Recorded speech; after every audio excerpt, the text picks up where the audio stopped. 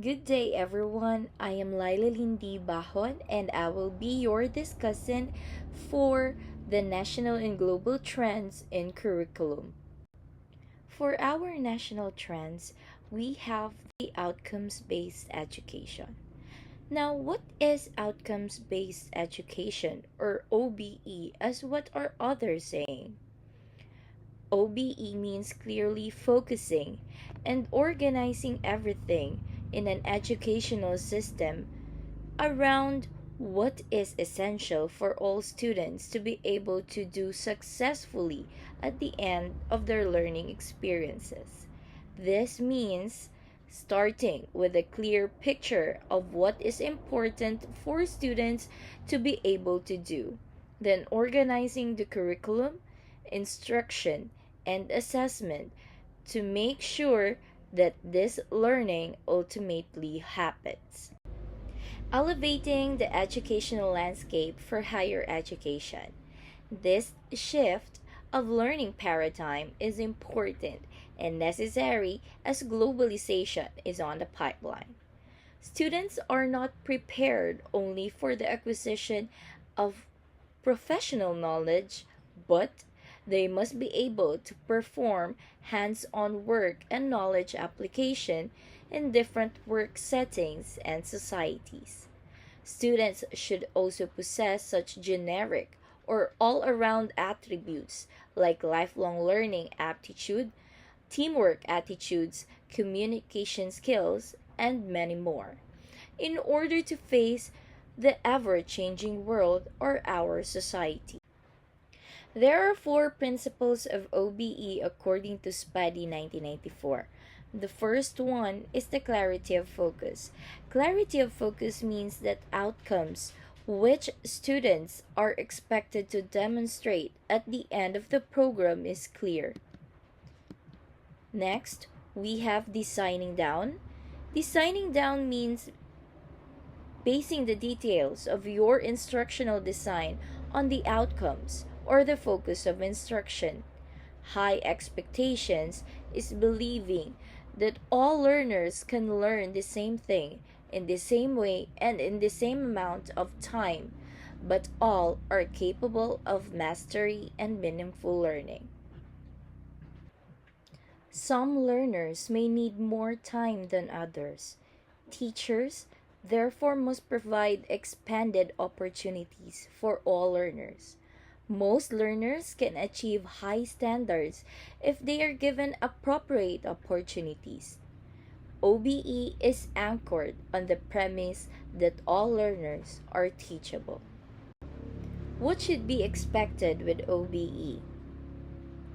Active learners, continuous assessment, critical thinking, knowledge integration, learner centered, and learning programs.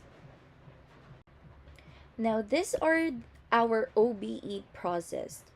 The first one, defining curriculum objective and intended learning outcome, or what they call ILO. A learning outcome is what the student can do as a result of learning experience. It describes a specific task that he or she is able to perform at the given level of competence under a certain situation. The three broad types of learning outcomes are disciplinary knowledge and skills, generic skills, and attitudes and values. Number two is designing assessment tasks. This is a continuous improvement from the first step of defining results to be measured. Second is identifying data required and sources. Third, reviewing existing assessment methods. Fourth one is defining additional methods and measures. And the last one is implementing and evaluating. The third OBE process is selecting teaching and learning activities. Selecting teaching and learning activities aims to help students to attain the intended learning outcomes and engage them in these learning activities through the teaching process. The programs and courses should provide experiences that students are going to encounter in the real world. These activities can be teach managed or teacher managed, peer managed, or self managed.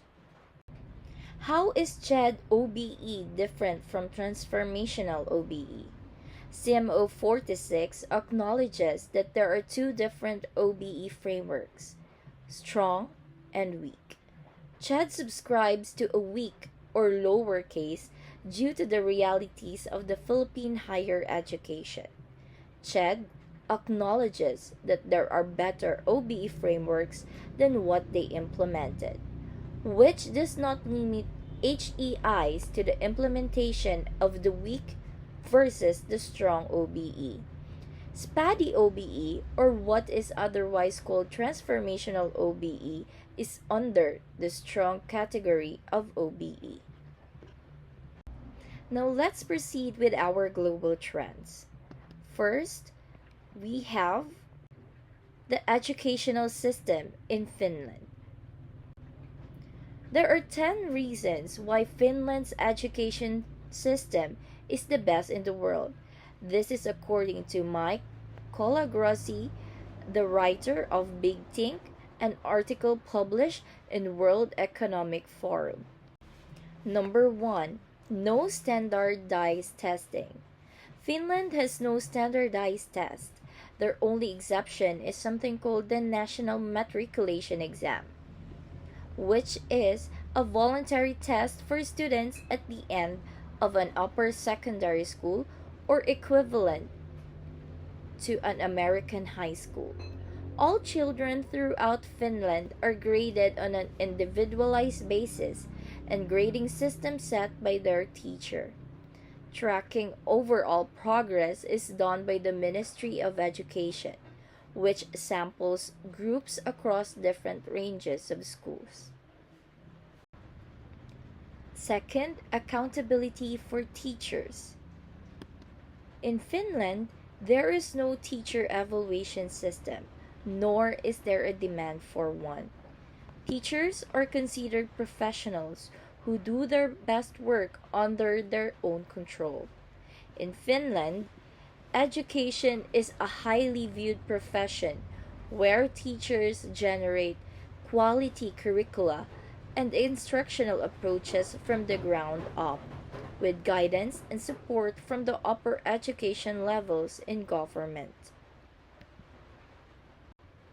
Third, cooperation, not competition. Finland's educational system doesn't worry about artificial or arbitrary merit-based systems. There are no list of top-performing schools or teachers.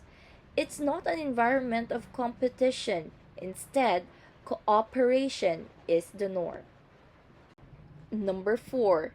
Make the basics a priority.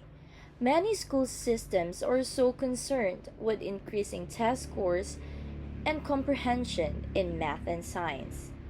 They tend to forget what constitutes a happy, harmonious, and healthy student and learning environment. The program that Finland put together focused on returning back to the basics.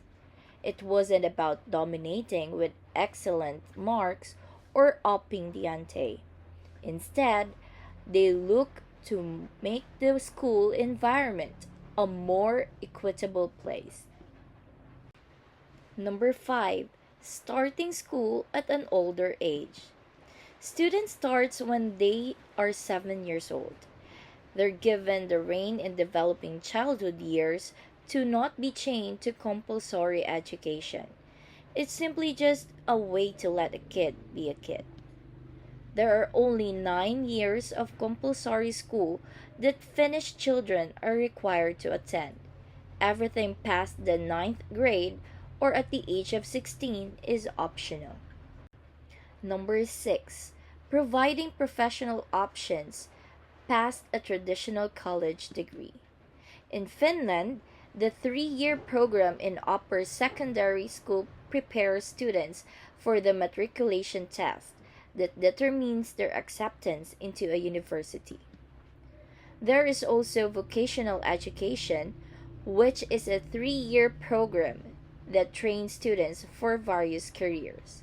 They have the option to take the matriculation test if they want to then apply to university. Number 7. Finns wake up later for less strenuous school days. Students in Finland usually start school anywhere from 9 a.m. to 9:45 a.m. Finnish schools start the day later and usually end by 2 or 2:45 p.m. They have longer class periods and much longer breaks in between. The overall system isn't there to ram and cram information to their students, but to create an environment of holistic learning. Number 8. Consistent instruction from the same teachers.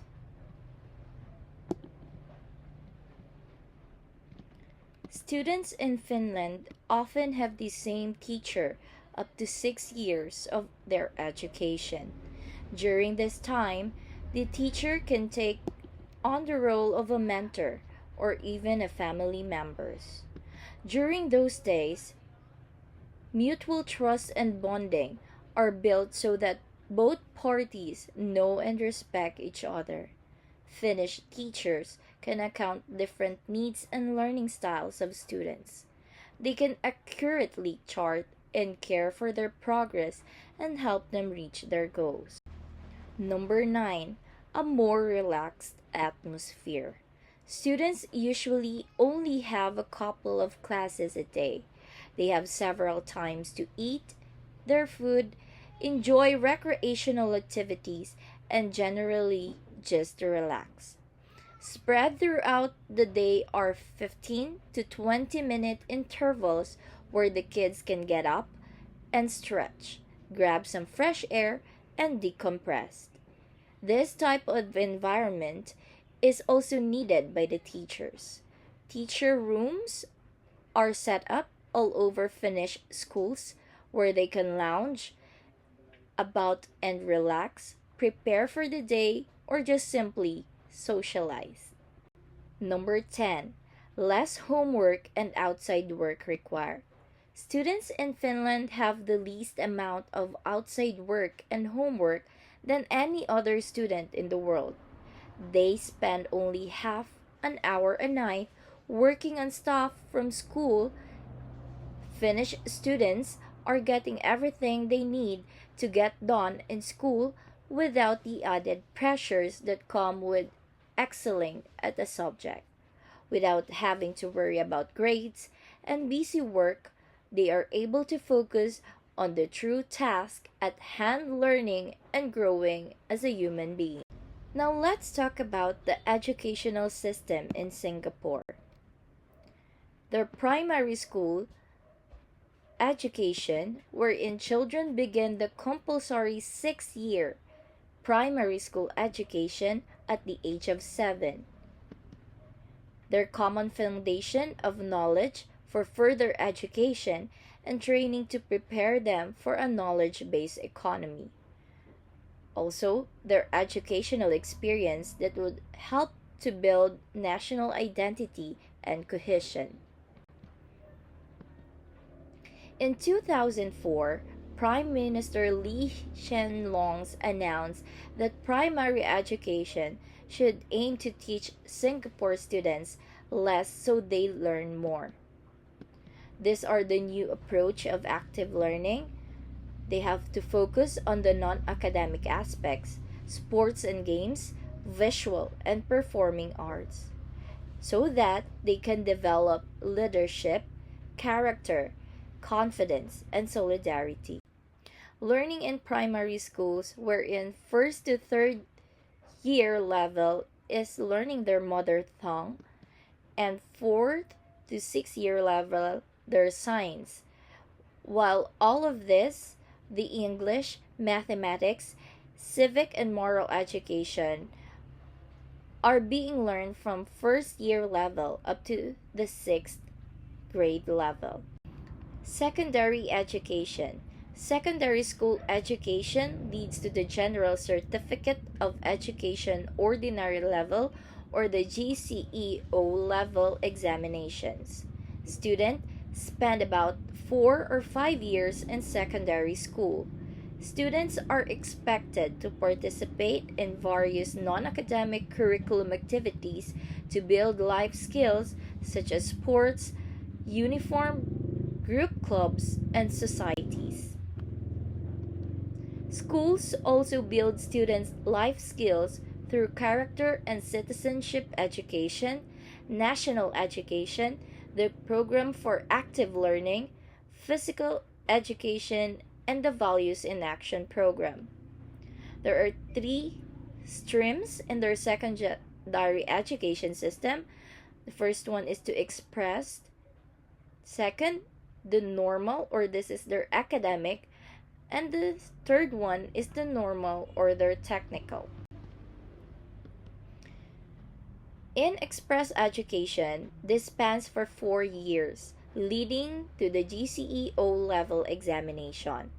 Curriculum here ensures that students get a grounding in content based subject disciplines such as science, mathematics, and the humanities. Another area of focus is on building the students' knowledge skills, that is, their capacity to think, process information, and be effective communicators.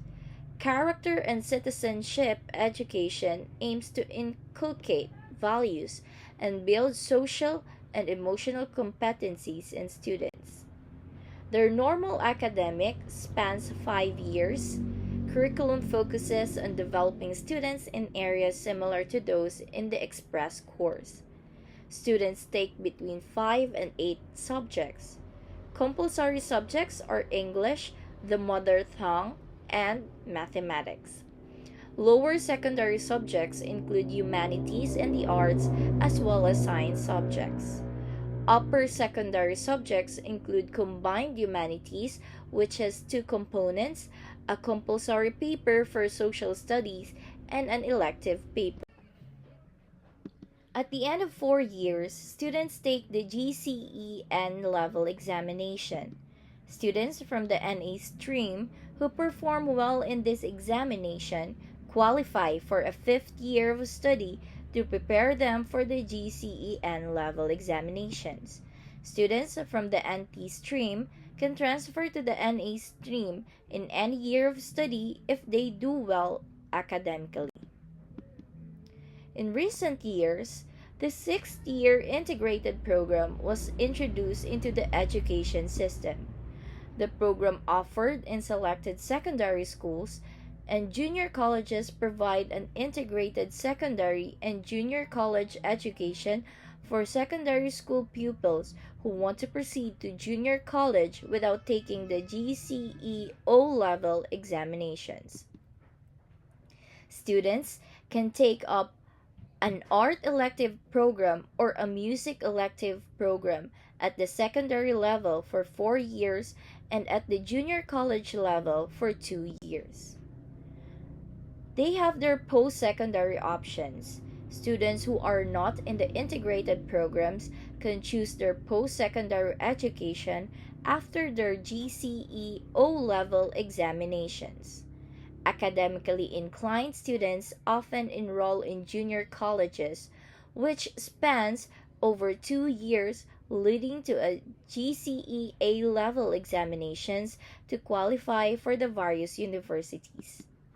Some, more inclined to practice oriented courses, can enroll in polytechnics, which span about 3 years. Students with good qualifications can pursue tertiary education in the universities. Students who are not academically inclined can pursue vocational courses at an institute of technical education.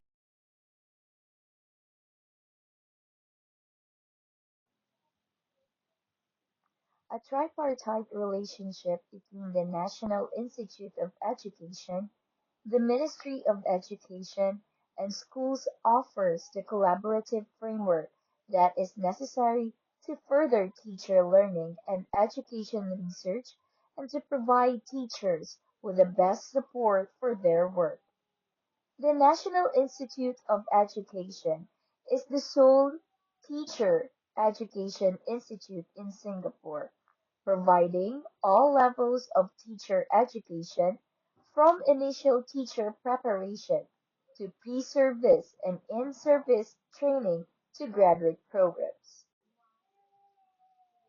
At the NIE, student teachers are taught academic skills alongside with character building and leadership skills with a focus on values, example the Mirante Project.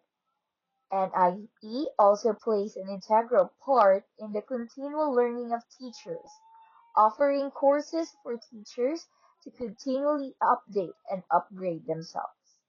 It offers higher degree programs for teachers so that they can pursue master's or doctor of philosophy degree. As it is illegal for parents to fail to send a child under 12 to school, there are few challenges in getting the students enrolled in primary schools. Students have a wide repertoire of options to choose from after primary education. Singapore's adoption of English as the working language has helped to transcend the language barriers among its various ethnic groups and has ensured that everyone can enjoy equal opportunities. Its bilingual policy has ensured that young Singaporeans do not forget their culture and heritage.